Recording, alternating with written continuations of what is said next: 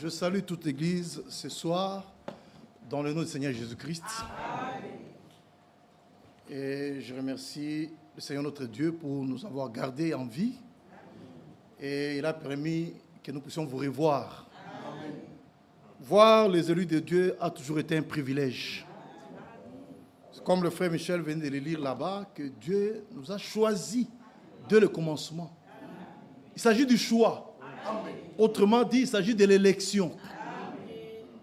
Nous n'avons pas été élus dans l'éternité, mais nous avons été élus dès le commencement. Ça, il faut le savoir. Parce qu'il y a des gens qui ne savent pas faire la différence entre l'éternité et le commencement ou avant la fondation du monde. Parce que le terme « le commencement » ou le terme « avant la fondation du monde », c'est la même chose. C'est-à-dire que quand Dieu, dans l'éternité, Dieu était dans la plénitude de l'esprit, des lumières et des vies. Alors, il est sorti de ces plénitudes-là. Il a pris la forme du logos ou du dabar en hébreu. Et c'est ça le commencement. C'est à partir de là, quand il est sorti de l'éternité, Dieu nous a choisis. Et il nous a choisis comment? Parce qu'il nous a connus d'avance. Dieu n'est pas surpris de nous voir aujourd'hui dans cette salle. Il nous a connus avant la fondation du monde. Donc nous ne sommes pas des êtres qui sommes arrivés ici par hasard. Dieu nous connaissait bien avant. Bien-aimés frères et sœurs, ce que l'Écriture a dit là-bas, ce que frère Michel a lu là-bas, nous disons Amen parce que c'est la vérité. Un enfant de Dieu, pour lui, chaque parole de Dieu est pain de vie. Et il dit Amen à chaque parole de Dieu. On ne peut pas forcer un chrétien de dire Amen à la parole. Toute notre vie doit être Amen à la parole. C'est une bonne écriture, c'est que le frère a lu là-bas au commencement. Mais avant de continuer là-bas, j'ai lu d'abord mon écriture de base, au sujet de ce que nous parlerons tout le temps que nous allons passer ici à Bruxelles. Chez nous à Bruxelles, on a déjà dit que moi je ne suis pas un visiteur, donc je suis chez nous à Bruxelles.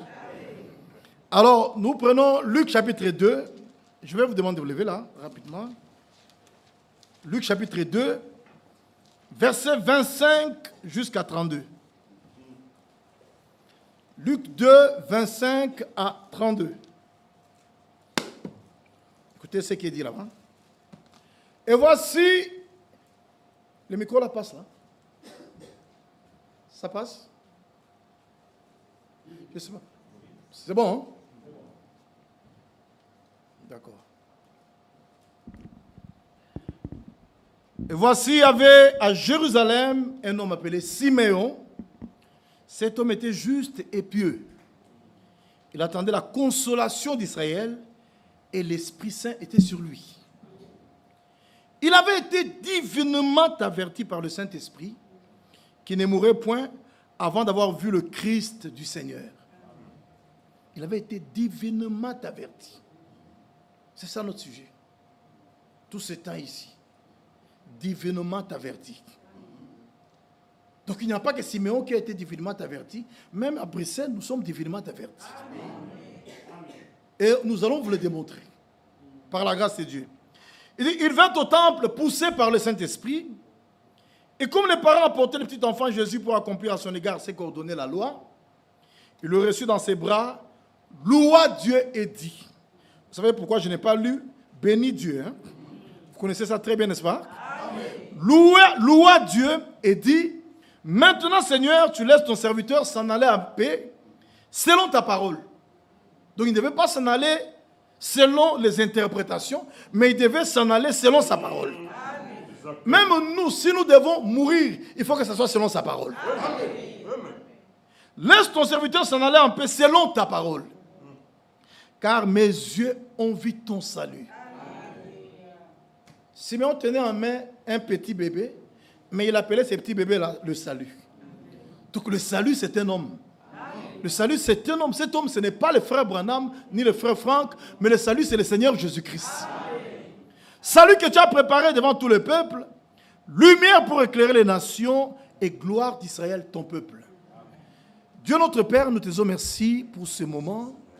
Nous avons lu les Saintes Écritures, mais c'est toi qui en es le révélateur. Descends et enseigne ton peuple ce soir, qu'il sorte de cet endroit édifié perfectionnés et bénis. Au nom du Seigneur Jésus-Christ. Amen. Veuillez vous asseoir, frères et sœurs. Notre sujet, comme je l'ai annoncé tout à l'heure, c'est divinement averti. Je rentre un peu dans l'écriture que le frère Michel avait lu là-bas, avant de revenir dans notre sujet. Je vais dans c'était 1 Thessaloniciens 2, hein? 2 Thessaloniciens 2. Oui, 2 Thessaloniciens 2, à partir du verset 13. Il dit, pour nous, frères bien-aimés du Seigneur, nous devons, à votre sujet, rendre continuellement grâce à Dieu. Amen. Pourquoi? Parce que Dieu vous a choisi dès le commencement. Amen. Pour le salut. Amen. Dieu ne nous a pas choisi pour la perdition. Il n'y a pas quelqu'un qui a été choisi pour qu'il soit perdu. Non, non, non. L'élection, c'est pour les enfants de Dieu. Amen. Il n'y a personne dans cette salle ce soir ou quelque part dans le monde qui peut dire que non, moi Dieu m'a prédestiné à aller en enfer. Il n'existe pas de prédestination pour l'enfer. La prédestination, c'est pour le salut. Et Dieu ne prédestine que ses enfants. Ça, on doit les retenir. Et ici, il est dit, Dieu vous a choisi dès le commencement pour le salut. Par la sanctification de l'esprit et par la foi en la vérité. Donc, le choisi ou les élus, Dieu les a choisis pour qu'ils soient sanctifiés. Amen. Et Paul l'a dit aussi, hein, dans Ephésiens chapitre 1, à partir du verset 4. En lui, Dieu nous a élus, avant la fondation du monde, pour que nous soyons saints et irréprochables devant lui. On ne peut pas parler de l'élection en vantant la souillure. Quand on parle de l'élection, il faut que la sainteté puisse se manifester. Être élu signifie premièrement être destiné à un service et y être consacré. Amen. Tu ne peux pas te dire que je suis élu, m'amenant une vie de débauche, amenant une vie de souillure, mais tu te vantes, tu dis je suis élu. Non, non, non, non. Les élus sont caractérisés dans la pratique par une vie digne de l'évangile. Une vie conforme à la parole. C'est ça l'élection, frère. Dieu nous a élus pour que nous soyons saints et irréprochables devant lui.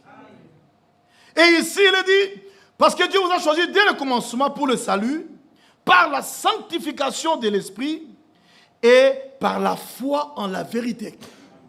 Bien-aimés frères et sœurs, en tant qu'Église du Dieu vivant, nous sommes appelés à croire seulement la vérité. Amen. Nous sommes l'Église du Dieu vivant, la colonne et l'appui de la vérité. C'est vrai. On ne peut pas se dire l'Église quand on appuie les mensonges. Non, ça c'est pas l'Église. Ce modèle ne se trouve pas dans les Écritures. Dans les Actes d'Apôtres où l'Église est née le jour de la Pentecôte, ils soutenaient seulement la vérité. Et les apôtres ne prêchaient que la vérité.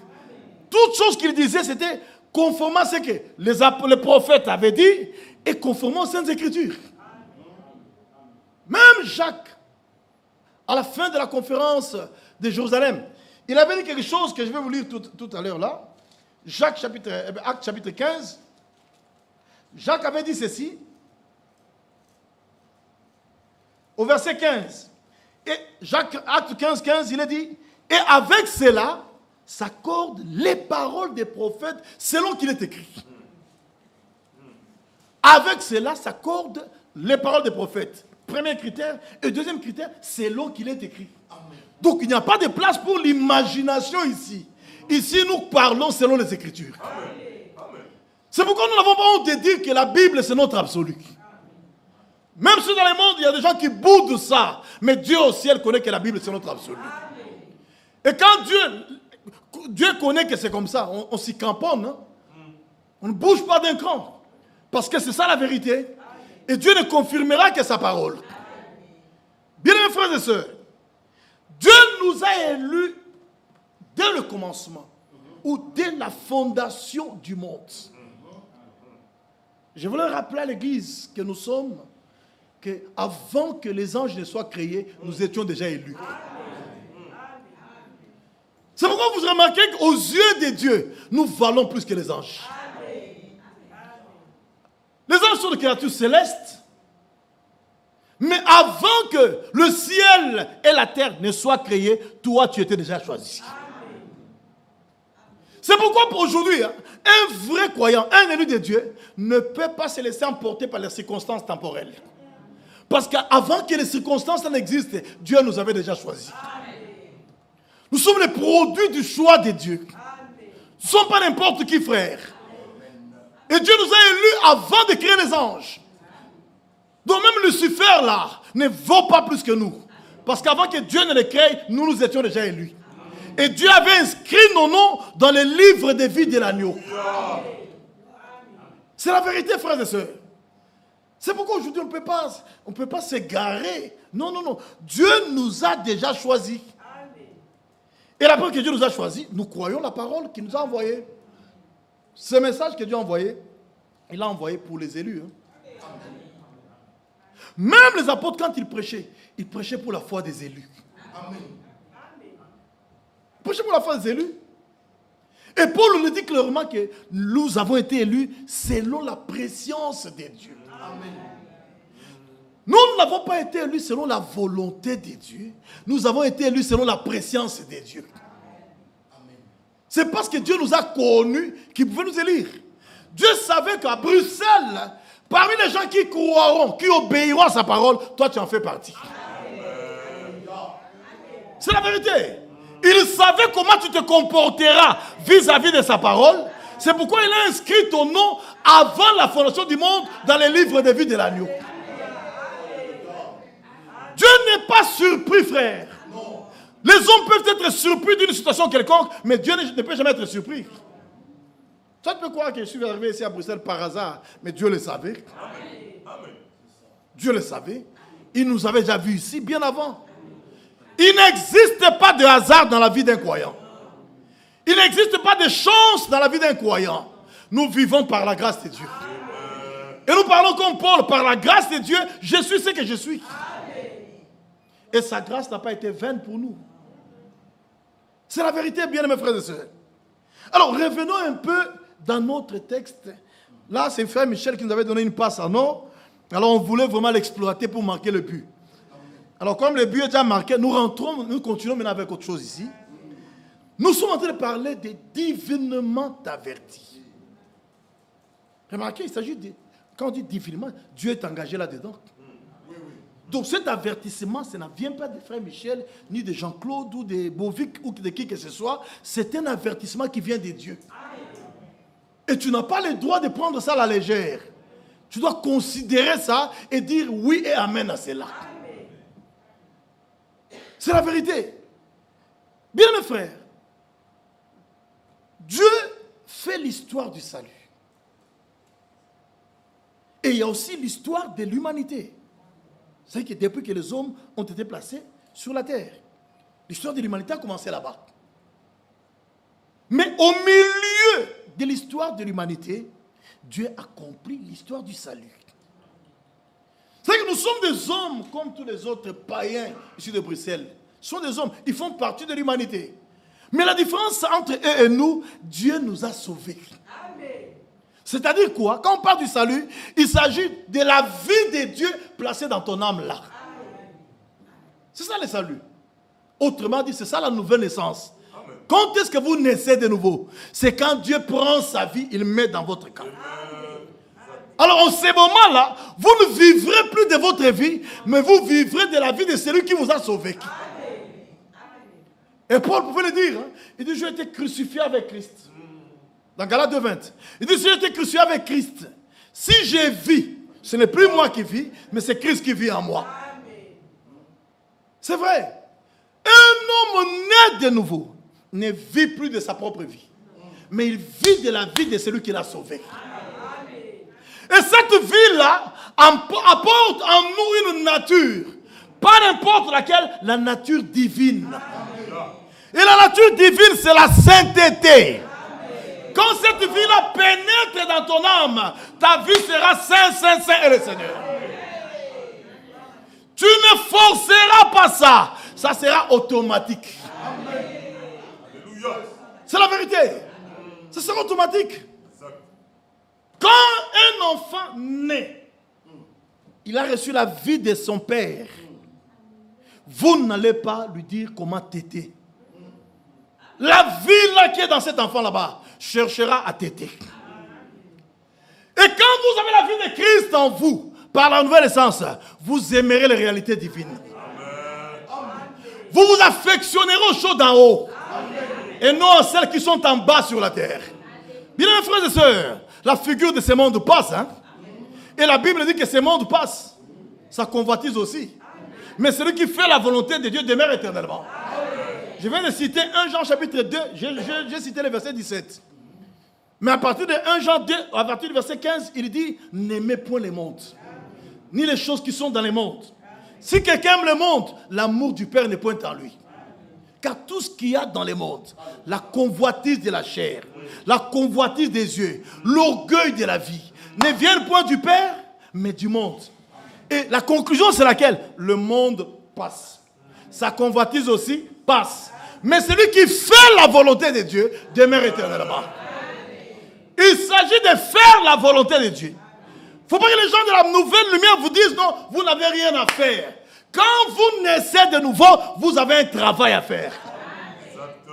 Et ce travail-là consiste à prier et à mettre en pratique la parole de Dieu. C'est un travail. Un homme sauvé n'est pas un paresseux. Un homme sauvé n'est pas une marionnette qu'on viendra tirer chaque fois. Un homme sauvé, il a la vie de Christ en lui. Et cette vie-là l'amène à l'obéir à la parole. C'est ça la vérité, bien mes frères et sœurs. Nous sommes l'église du Dieu vivant. Et en tant qu'église du Dieu vivant, ce Dieu-là nous avertit. Il nous parle pour nous avertir. C'est vrai. Et vous allez voir ceci, frère, que sur toute la ligne des Écritures, Dieu n'a jamais permis à son peuple de se débrouiller. Jamais. Prenez votre Bible depuis la Genèse jusqu'à ce soir ici. Allez jusqu'à la fin de l'Apocalypse. Dieu n'a jamais laissé son peuple se débrouiller. Dieu vient toujours pour conduire son peuple. Il le fait toujours. Même en Éden, il descendait chaque soir pour parler avec son peuple. Et le jour où l'homme a abandonné la parole, Dieu est descendu chercher l'homme. Il dit à Adam, où es-tu? Dieu l'a cherché. Et je vous dis que c'est Dieu qui nous a cherchés. Tu n'as pas payé l'argent pour que Dieu te rachète. Tu as été sauvé par la grâce de Dieu. C'est Dieu qui a quitté la gloire pour venir te chercher. C'est la vérité, bien mes frères et sœurs. Et dans toute l'histoire du salut, vous trouverez nulle part Dieu laissant son peuple se débrouiller. Jamais. Il conduit toujours son peuple. Prenez même lors du premier exode avec Israël. Dieu conduisait son peuple. Quand Dieu s'est manifesté là par la colonne de feu ou par la nuée de gloire, ce n'était pas pour une contemplation, mais c'était pour leur indiquer le chemin. Aujourd'hui, les gens sont en train de prendre des photos de nuées ou de colonnes de feu, s'agenouiller là-bas. C'est une distraction. Ces choses-là sont apparues pour confirmer que ce message est la vérité. Afin que nous puissions connaître le chemin à suivre. Et quand nous connaissons le chemin, on ne doit pas rester là-bas. Marchons sur le chemin. C'est la vérité, bien mes frères et sœurs. Nous sommes l'église du Dieu vivant comme l'Écriture l'a dit. Je vais vous le montrer. Vous allez comprendre que dans le royaume de Dieu ici, tout est lié à ces dieux là-bas. Tout. Je vais vous lire quelques écritures pour vous montrer que tout est centré sur lui. Il n'y a personne ici qui peut se prévaloir pour dire que non, si ce n'était pas moi, telle chose n'allait pas arriver. Non, non, non, non. Ici, c'est Dieu qui est au centre. C'est Dieu qui est au centre. Et je vous dis que nous sommes tous tenus par la main du Seigneur. Si Dieu te lâche, frère, ou ma soeur, si Dieu te lâché, tu vivras comme la prostituée là-bas. Mais aujourd'hui, nous tenons bon parce que nous sommes aussi tenus. Et il a dit que celui que je tiens dans ma main, nul ne le ravira de ma main. Dieu nous tient dans sa main, frère. Et par la grâce de Dieu, nous ne lâchera pas. Écoutez ce que l'Écriture dit. Vous allez voir que tout est lié à ces dieux-là. Et pas n'importe lequel, c'est le Dieu vivant. Parce qu'il y a aussi des dieux morts. Comme le Dieu des Baals qui part en congé. On l'évoque, il n'intervient pas. On va même égorger son peuple, il regarde seulement comme ça. Il ne sait pas réagir. Mais notre Dieu, il est toujours présent.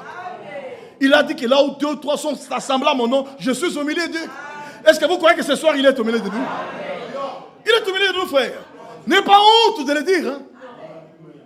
Le Seigneur a dit, voici, je suis avec vous. Tous les jours, jusqu'à la fin du monde. Donc il n'a pas laissé son église entre les mains de quelqu'un d'autre. Dieu lui-même conduit son église. C'est la vérité. Dieu lui-même conduit son église. Il s'agit de son église. C'est-à-dire c'est lui qui est le propriétaire. C'est pourquoi ici, personne n'a le droit de faire ce qu'il veut. Nous devons faire la volonté de Dieu. Et nous devons lui dire que ta volonté soit faite. Et sa volonté se rapporte toujours à ce qu'il a commandé ou défendu dans sa parole. C'est ça la vérité. Bien mes frères et sœurs, prenons un peu l'écriture pour vous montrer quelque chose. Je vais vous montrer quelque chose rapidement. Je sais que ce sera juste une introduction. Hein. On continuera à construire le mardi. Maintenant, écoutez s'il vous plaît. Je prends l'écriture dans 1 Timothée 4,10. Vous allez voir ce qui est dit là-bas. 1 Timothée 4,10. Il est dit ceci. Nous travaillons en effet. Vous avez vu?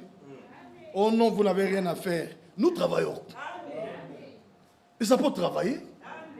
Et si le message c'est le retour à la foi apostolique, travaillons. Nous travaillons en effet. Et nous combattons. Oh non, frère, nous combattons. Nous combattons. Paul a dit, j'ai combattu le bon combat de la foi. Et toi, tu ne veux pas combattre, mais tu veux être proclamé vainqueur. C'est en vertu de quoi? Tu ne veux pas combattre, mais tu veux être proclamé vainqueur. Non, ça n'existe pas. Pour être proclamé vainqueur, il faut se battre. Et en se battant, il y a aussi des coups que l'ennemi donne. Hein? Frère, l'ennemi aussi donne des coups. Mais malgré qu'il donne des coups, c'est nous qui sommes plus que vainqueurs par celui qui nous a aimés. Nous combattons contre un ennemi vaincu. Nous combattons contre un ennemi dégradé. Et celui qui est en nous est plus grand que celui qui est dans les mondes. C'est la vérité, frères et sœurs. Écoutez s'il vous plaît. Nous travaillons en effet. Et nous combattons parce que nous mettons notre espérance dans le Dieu vivant. Qui est ce Dieu vivant-là? Qui est le sauveur de tous les hommes, principalement des croyants. Il est le sauveur de tous les hommes parce que le salut qu'il a accompli à la croix, il l'a accompli pour tout le monde. Mais pour y accéder, c'est quiconque croit. À Golgotha, le Seigneur a dit, tout est accompli. Darby dit, c'est accompli. Il avait accompli le salut, la guérison, la délivrance de tout le monde. Mais, pour y accéder, il faut croire. Tu refuses de croire, tu n'accèdes pas à ça. Et quand Dieu te jettera dans le temps ardent de feu de soufre, tu ne diras pas que c'était la faute de Dieu, c'était ton incrédulité. Parce que lui, il a déjà accompli le salut. Mais c'est pour qui qu'on croit. Tu refuses de croire, Dieu ne te sauvera pas parce que tu es élu. Non, il faut croire. Remarquez, il est ici que nous travaillons en effet, nous combattons parce que nous mettons notre espérance dans le Dieu vivant. Ah, ça c'est merveilleux. Il ne faut pas compter sur un homme ici. Il faut mettre ton espérance dans le Dieu vivant. Maudit soit quiconque espère dans l'homme. Mais béni soit quiconque espère dans le Seigneur. Si tu comptes sur un homme, un jour il te décevra. Mais Dieu ne décevra jamais. Frère, nous vous prêchons le Dieu qui ne déçoit jamais. Et il est l'ami fidèle. C'est vrai. Il est écrit, frère, nous combattons parce que nous mettons notre espérance dans le Dieu vivant qui est le sauveur de tous les hommes, principalement des croyants. Principalement des croyants, pas des incrédules. Si tu es incrédule, le salut ne te concerne pas. Le salut concerne les croyants. C'est pourquoi Jean 3,16 a dit, car Dieu a tellement aimé le monde qu'il a donné son Fils unique, afin que quiconque croit en lui ne périsse point, mais qu'il ait la vie éternelle. Voilà comment le salut s'opère. Il faut croire au Sauveur crucifié à Golgotha. Il faut croire. Si vous ne croyez pas, Dieu ne vous sauve pas. Hein? Ça ne se marchande même pas. Bakakola Angote. Oh non, mais je peux te donner un peu. Non, mais il n'y a pas d'un peu là-bas. Là-bas, soit tu crois, ou bien tu ne crois pas. C'est pourquoi il a été dit dans Marc chapitre 16, versets 15 à 16, allez prêcher la bonne nouvelle à toute la création. Celui qui croira et qui se fera baptiser sera sauvé. C'est-à-dire autrement, expérimentera le salut déjà accompli. Mais celui qui ne croira pas sera condamné. Voici les miracles qui accompagneront ceux qui auront cru. Les croyants ne recherchent pas les miracles, mais les miracles les accompagnent. C'est vrai. J'étais content. Ce jour, le frère Franck a dit, jamais les apôtres ne prêchaient le thème la guérison divine. Donc voir un apôtre, sujet, guérison divine, il ne prêchait pas comme ça. Il prêchait l'évangile. Et Dieu guérissait les malades. Dieu sauvait les perdus. Dieu délivrait les captifs. C'est ce que Dieu faisait. Nous prêchons l'évangile. Mais quand nous prêchons, là-dedans, il y a la guérison. Là-dedans, il y a le salut. Là-dedans, il y a même la bénédiction. Frère, je vous dis ce soir, tout est dans la parole. Tout est dans la parole. Et il n'y a rien qui fait défaut dans la parole. Je vous dis ce soir, frère, vous qui croyez à la parole, vous ne serez jamais déçus. La Bible dit que quiconque espère en lui ne sera point confus. Nous vous prêchons le Dieu qui ne déçoit pas.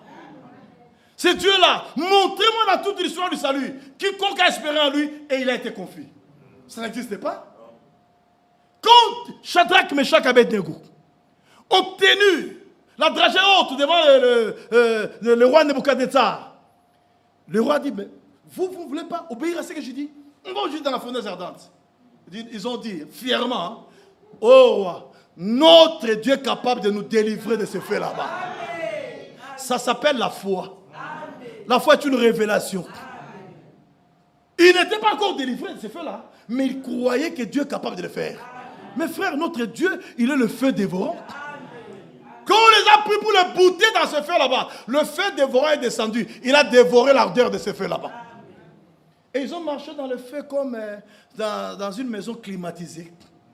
Avec Dieu, tout est possible. Soyez fiers de ce Dieu-là. Frère, il faut être fiers de ce Dieu-là. C'est le seul Dieu vivant. Il n'y en a point deux sur la terre. Il y a des gens qui sont autoproclamés Dieu, mais qui sont morts par la suite. Hein. Vous voyez un peu la folie de l'Église catholique. Quand le pape est vivant, on l'appelle Saint-Père. Saint-Père, partout il fait ça. Quand il meurt, après quelques années, un autre vient pour le déclarer saint. Il vient pour le canoniser. Mais les gens ne voient pas cette folie là-bas parce qu'ils sont aveugles. Mais heureux sont vos yeux parce qu'ils voient. Heureux sont vos oreilles parce qu'elles entendent. Et bénis soient vos cœurs parce qu'ils gardent la parole.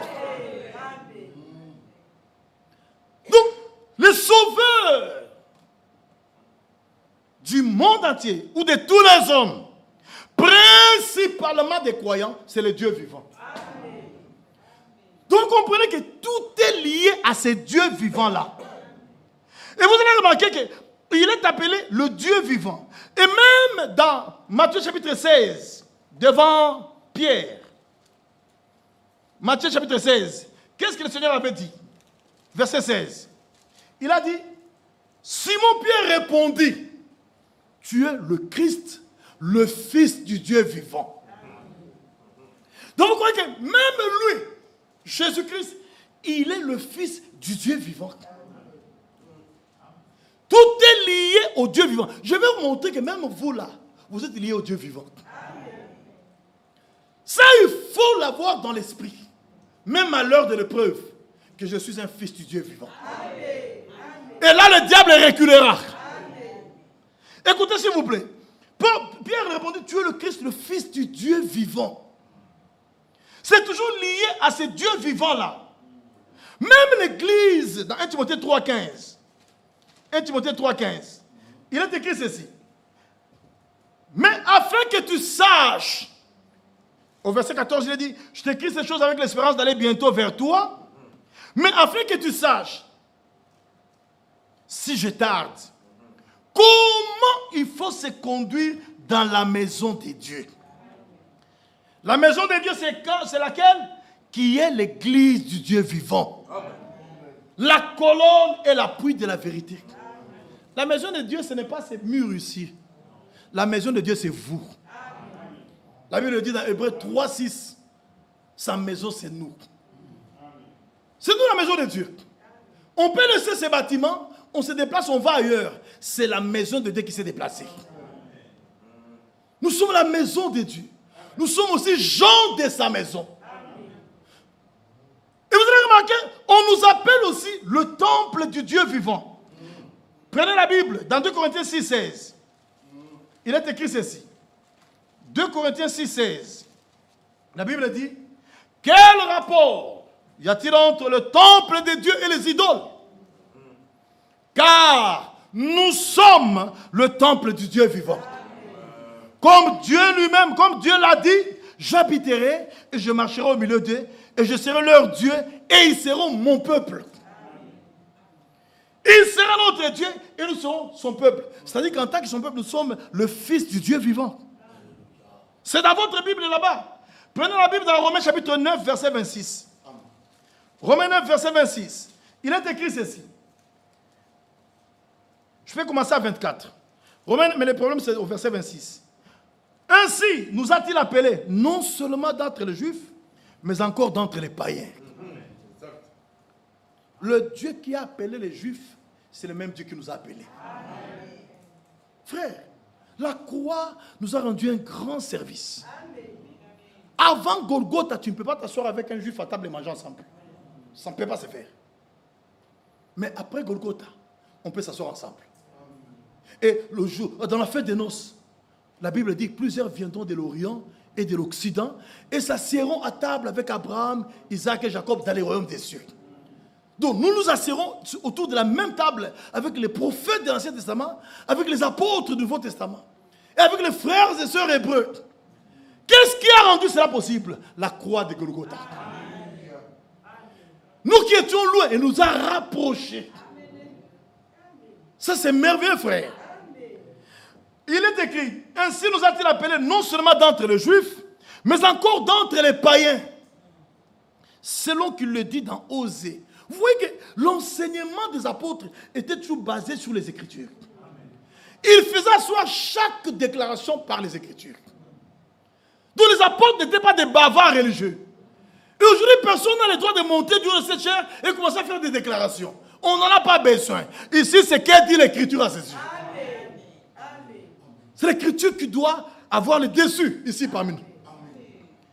Écoutez, il dit, selon qu'il est dit dans Osée, j'appellerai mon peuple celui qui n'était pas mon peuple. Nous n'étions pas son peuple. Hein? Et bien-aimé, celle qui n'était pas la bien-aimée. Frère, nous n'étions pas la bien-aimée. Mais aujourd'hui, nous sommes la bien-aimée. Nous sommes l'épouse bien-aimée du Seigneur. C'est pourquoi Jacques a dit dans Acte 15-14, Simon a raconté comment Dieu a jeté les regards sur les nations pour se choisir du milieu d'elles un peuple qui porte son nom. Remarquez, il s'agit encore du choix. Il s'agit encore du choix. Il s'agit de l'élection. Donc ce peuple qui porte son nom là-bas, c'est l'épouse élue. La dame élue. Nous portons son nom. Nous sommes les fruits de son choix. C'est Dieu qui nous a choisis. Frères, nous ne sommes pas des parvenus. Nous ne sommes pas ici par hasard. Mais nous sommes ici parce que Dieu nous a connus d'avance. Et il nous a connus d'avance. Et il nous a prédestinés à être semblables à l'image de son Fils. Voilà. Le modèle, c'est Christ. Nous devons lui ressembler. C'est fondamental. Maintenant, écoutez. Là où il n'était pas appelé mon peuple, j'appellerai mon peuple celui qui n'était pas mon peuple.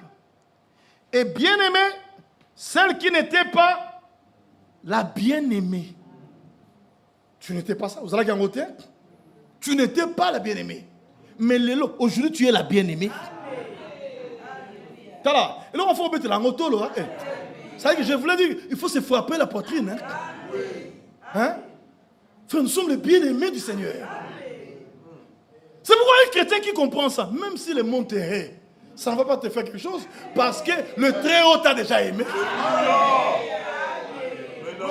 Oh non, je suis triste parce que ma belle famille ne m'aime pas. Même si ta belle famille ne t'aime pas, mais Dieu t'a déjà aimé. Et l'amour de Dieu pour toi, c'est un amour éternel.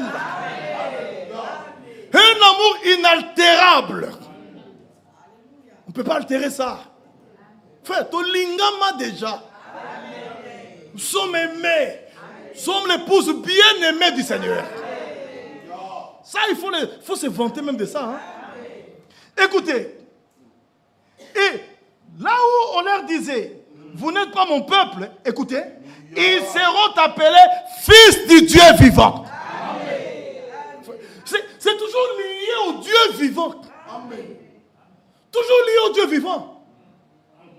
Jésus est le Fils du Dieu vivant. Nous sommes les fils du Dieu vivant. Lui c'est le, nous c'est les.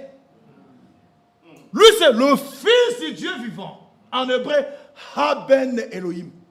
Nous c'est les fils du Dieu vivant. En hébreu, Ben Elohim. C'est différent, hein? Jésus était Ha-Ben Elohim.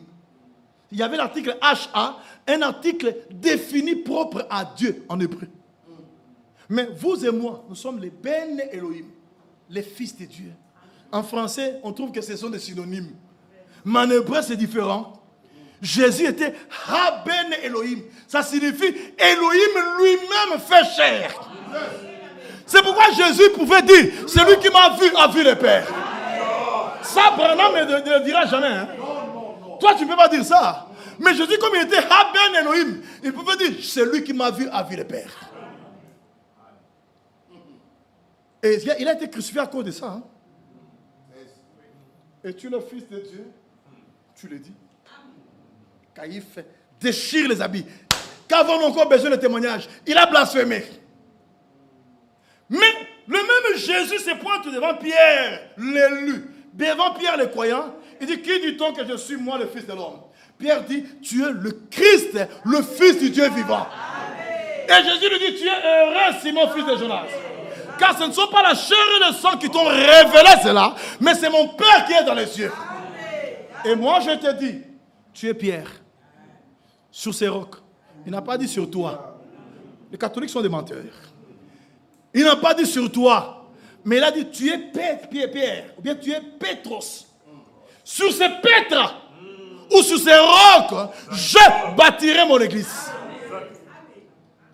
Donc l'église n'est pas bâtie sur l'apôtre Pierre, comme les catholiques trompent le monde entier, non loin de chez vous ici au Vatican. Mais l'église est bâtie sur les rocs. Et quel est ces rocs-là? C'est la révélation de qui est Jésus-Christ. C'est pourquoi une église, qui se dit église, mais qui ne croit pas que Jésus-Christ est le Dieu véritable et la vie éternelle, ce n'est pas l'église du Dieu vivant. Parce que l'église du Dieu vivant est bâtie sur les rocs de la révélation de qui est Jésus-Christ. Mais qui est Jésus-Christ? 1 Jean 5, 20 à 21. Nous savons. Frère, nous ne sommes plus des ignorants. Hein? Nous savons que le Fils de Dieu est venu. Et il nous a donné l'intelligence. Pas pour faire les commerces. Mais il nous a donné l'intelligence pour connaître le véritable. Et nous sommes dans les véritables. Frère, nous ne sommes pas dehors. Nous sommes dans les véritables. En son Fils Jésus-Christ, c'est lui, le Dieu véritable, c'est lui la vie éternelle. Et le verset 21 dit, petits enfants, gardez-vous des idoles. Ça signifie hein, qu'en dehors de ces dieux véritables là-bas, tout celui qu'on pourra appeler Dieu, c'est une idole. Et la Bible dit, gardez-vous. Ce n'est pas une exhortation, c'est un commandement. Gardez-vous des idoles. C'est pourquoi dans 1 Corinthiens 10, Paul dit, c'est pourquoi mes frères, fouillez l'idolâtrie. Et les gens voient, quand on parle d'idolâtrie, ils voient seulement les statues. Quand on est devant la photo de Branham, la photo, c'est ça l'idolâtrie. Non, tout ce que vous placez devant Dieu, c'est une idole. Ah oui. Si à l'heure de la réunion ici, au lieu de venir à la réunion pour écouter la parole de Dieu, tu vas dire, ah non, Dieu d'amour, donc j'ai une affaire quelque part là-bas. Alors, tu privilégies ton affaire là par rapport à la parole. Cette affaire-là, c'est une idole pour toi. Dieu doit toujours être le premier en tout et pour tout. Du fin fond de vos cœurs là, vous devez être prêts à sacrifier tout pour gagner Dieu. Il doit occuper la première place dans notre vie. Il doit toujours être le premier. Quand on fait la proclamation, Dieu ne doit pas être le deuxième. Il doit être le premier et le dernier.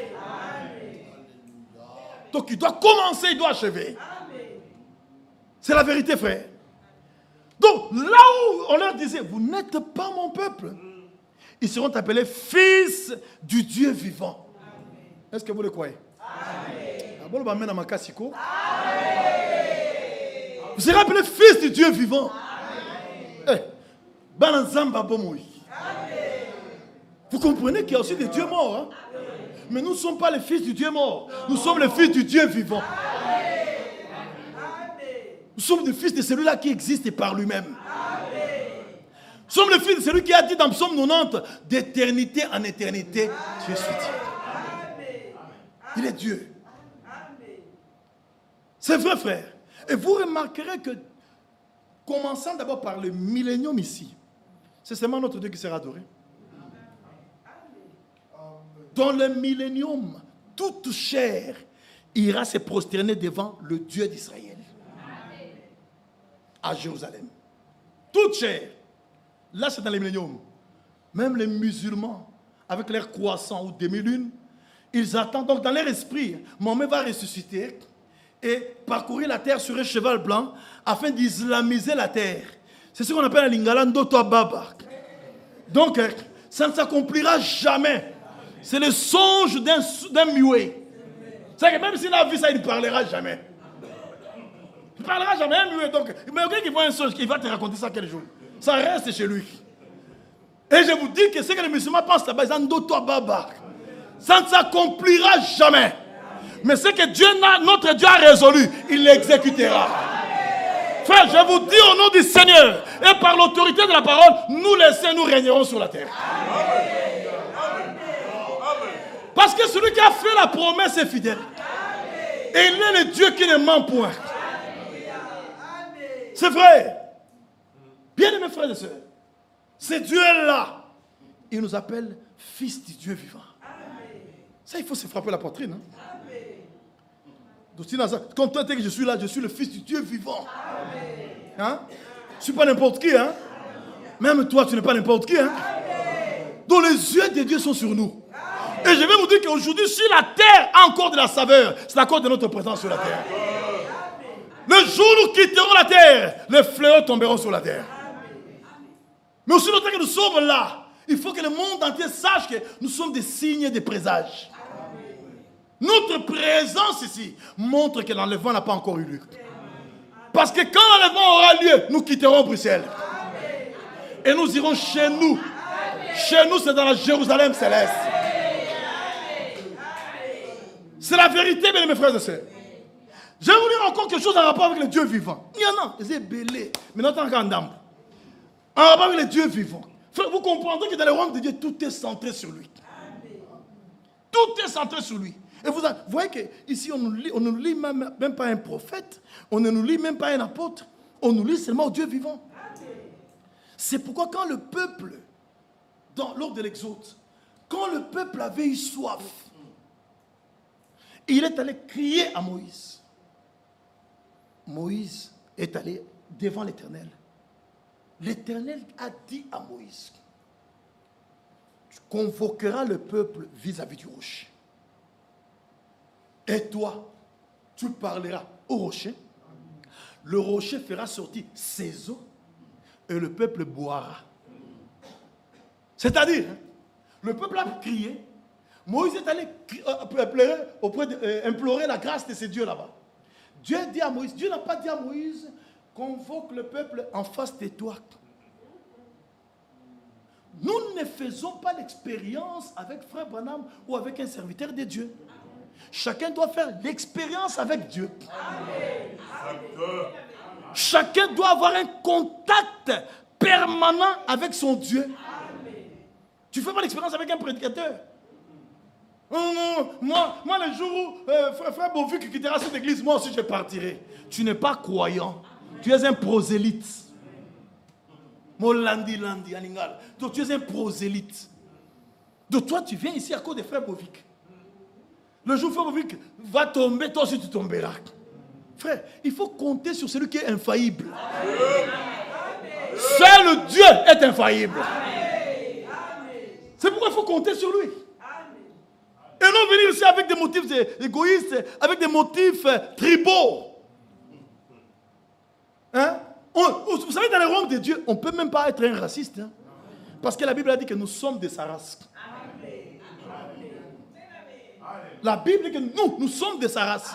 Dans le royaume de Dieu, il n'y a pas deux races. Il n'y a qu'une seule race, c'est la race divine. C'est pourquoi par la nouvelle naissance, nous sommes rendus participants de la nature divine. Et nous naissons de sa race, la race divine. C'est pourquoi ici, oh non, celui-là c'est un blanc, celui-là un noir, un indien, ça n'existe pas dans les royaumes. Nous sommes tous de sa race. Amen. Fils et filles du Dieu vivant. C'est la vérité, bien mes frères et sœurs. Écoutez encore une autre écriture que j'aimerais vous lire avant de vous laisser partir. 2 Corinthiens 3:3. L'esprit que nous recevons, c'est l'esprit de qui? 2 Corinthiens 3:3. Écoutez ce qui est écrit. 2 Corinthiens 3:3. Il est écrit, j'ai écrit, non. Vous êtes manifestement une lettre de Christ écrite. Enfin, la vie chrétienne n'est pas une vie cachée. Hein. L'écriture est claire. Hein. Vous êtes manifestement.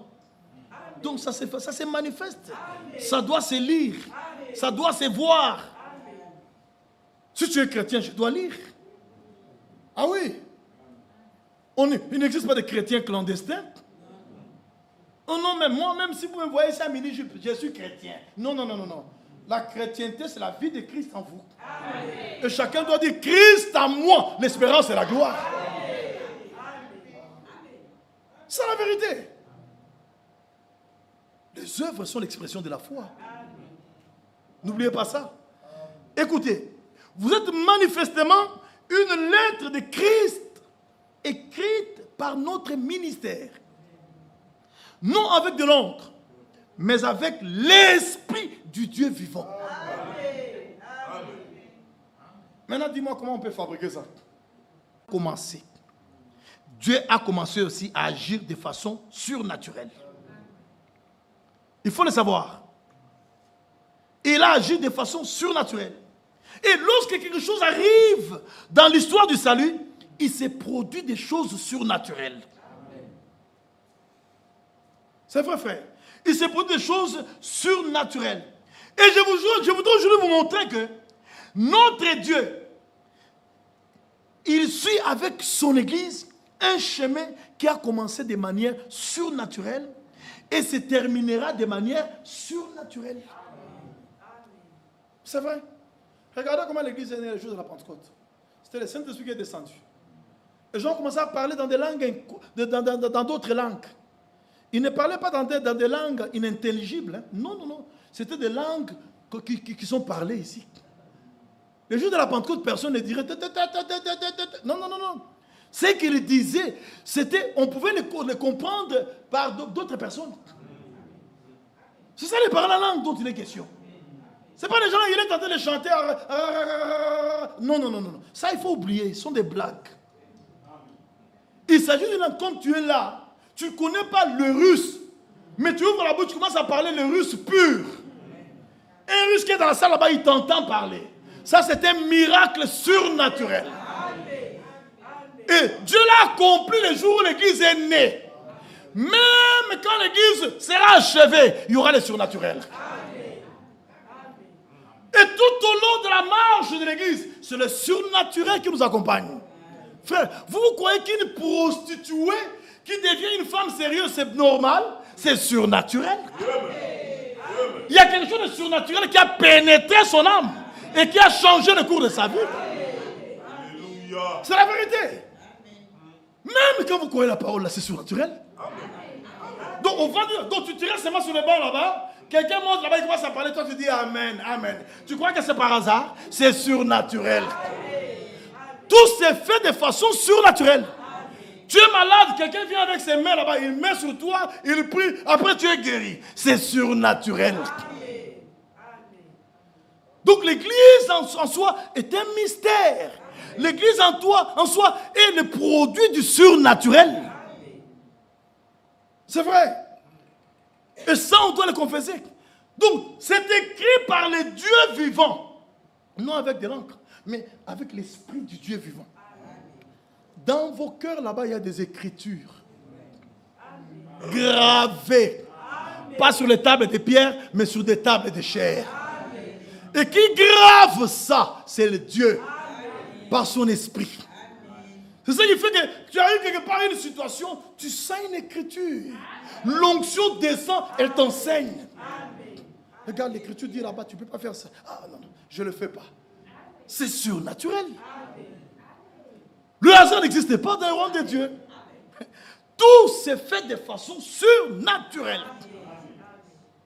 Bien aimés frères et sœurs, je continue encore en lisant. Tu es à 45, je dois arrêter, non? Bon, on continuera le vendredi, frère. On continuera le vendredi. Ça, c'est juste une introduction qu'on voulait vous donner. Maintenant, écoutez. Quand je prends, par exemple, à Apocalypse, chapitre 7, verset 2. Vous allez voir. Apocalypse 7, 2. Ici, il s'agit du scellement de 144 000 qui aura lieu après notre départ. Les 144 000 seront scellés dans la première moitié de la 70e semaine d'Daniel. Parce que quand l'enlèvement s'est fait, entre l'enlèvement et le millénium, il y a une semaine ou 7 ans. Et ces 7 ans-là bénéficieront de 2 prolongations. La première prolongation sera la prolongation de 30 jours, en rapport avec la bataille d'Armageddon qui aura lieu, ou la 3e guerre mondiale, à l'issue de laquelle le Dieu d'Israël interviendra en faveur de son peuple. Et Israël battra toutes les nations unies. Israël les battra. C'est pourquoi le roi des Juifs viendra instaurer son règne sur toute la terre. Et tous les rois de la terre ou les présidents de la terre seront soumis au roi des Juifs. C'est pourquoi en ce moment-là, la tribu roi des rois aura son vrai sens là-bas. Puisque le monde entier ira se prosterner devant le roi des Juifs. Donc le millénium sera le royaume d'Israël rétabli. Donc la question qu'on avait posée au Seigneur dans Acte 1, Seigneur, est-ce en ce temps que tu rétabliras le royaume d'Israël? Le rétablissement du royaume d'Israël se fera dans le millénium. Quand le roi des Juifs, quoique les Juifs ont refusé de l'appeler roi, parce qu'à la croix, sur la croix, c'était écrit Yehoshua, Anosri, Wumelech HaYehudim, c'est-à-dire Jésus de Nazareth, roi des Juifs. Les Juifs sont venus dire à Pilate, non, non, non, il ne faut pas dire qu'écrit roi des Juifs, dis qu'il a dit qu'il est le roi des Juifs. Non, non, moi, ce que j'ai écrit reste écrit. Amen. Et c'est resté écrit jusqu'à ce soir. Amen. Jésus n'a pas dit, mais il est le roi des Juifs. Amen. Et les Juifs le sauront quand ils viendront se prosterner devant lui.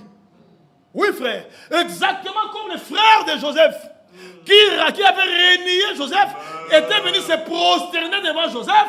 Jésus aussi, ses frères juifs et les autres viendront se prosterner devant lui. Et en ce moment-là, vous comprendrez l'écriture qui dit tout genou fléchira devant Jésus-Christ. C'est la vérité. Frère, nous avons un Dieu terrible, un Dieu merveilleux. Il est le seul Dieu vivant. Apocalypse 7.2. Écoutez ce qui est écrit là-bas. Apocalypse 7.2. Et j'ai vu un autre ange qui montait du côté du soleil levant et qui tenait le sceau du Dieu vivant. Le sceau du Dieu vivant, c'est le Saint-Esprit. Amen. Maintenant, vous allez remarquer que dans Apocalypse 7 ici, les 54 000 qui sont scellés, on ne les scelle pas dans le cœur ou dans l'âme, mais ils sont scellés au front. Lisez le verset 3. Ne faites point de mal à la terre ni à la mer, ni aux arbres, jusqu'à ce que nous ayons marqué du sceau le front des serviteurs de notre Dieu. C'est-à-dire que les 54 000 recevront le scellement du Saint-Esprit, pas dans le cœur, mais au front, parce qu'ils sont seulement des serviteurs. Mais nous recevons le sceau dans l'âme parce que nous sommes des fils et des filles du Dieu vivant. En tant que fils et filles du Dieu vivant, Dieu scelle nos âmes parce que nous avons la qualité de fils et filles. Mais les 144 000, ils recevront le sceau au front parce qu'ils sont des serviteurs. C'est pourquoi un chrétien qui a compris la parole de Dieu n'enviera jamais les Juifs. En Christ, nous sommes placés plus haut qu'Israël. Et vous allez remarquer, frère, Israël est relié à la Jérusalem terrestre, là où il y a des attentats, mais nous sommes reliés à la Jérusalem céleste, là où rien de souillé n'entrera. Quel privilège! Frère, ça peut vous faire pousser des cris de joie. C'est la vérité. Israël est en train de se disputer la Jérusalem terrestre avec les Arabes. Mais nous, on ne se dispute pas la Jérusalem céleste. Hein? La Jérusalem céleste, c'est notre mère. C'est la promesse que Dieu nous a faite. Et par la grâce de Dieu, nous irons là-bas. C'est pourquoi j'ai voulu la dernière écriture en rapport avec cette cité-là. Elle est appelée cité de qui? Je vais vous lire. Si vous allez voir que c'est toujours attaché au Dieu vivant. Écoutez ce qui est dit, frère. Hébreux 12, verset 22. Hébreux 12, verset 22. Il est écrit ceci. Mais vous, frère, là vous êtes impliqués. Hein? Frère, vous êtes impliqués. Mais vous vous êtes approchés de la montagne de Sion. De la cité du Dieu vivant. Frère, nous nous sommes approchés de la cité du Dieu vivant. De la Jérusalem céleste. Des myriades qui forment le cœur des anges. De l'assemblée des premiers-nés inscrits dans les cieux. Du juge qui est le Dieu de tous. Voilà. Et des esprits de justes parvenus à la perfection. De Jésus, qui est le médiateur de la nouvelle alliance, et du sang de l'aspersion qui parle mieux que celui d'Abel. Parce que le sang d'Abel crie vengeance, mais le sang de Jésus crie pardon. C'est pourquoi tu ne peux pas te dire chrétien si tu ne pardonnes pas. Dans le Notre Père, il est dit, pardonne-nous nos offenses, comme nous aussi nous pardonnons à ceux qui nous ont offensés.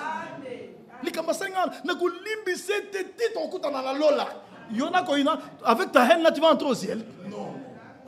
Tu joues, hein? Au ciel, c'est l'amour parfait qui entrera. Donc vous vous êtes approchés de la Jérusalem céleste. La cité du Dieu vivant.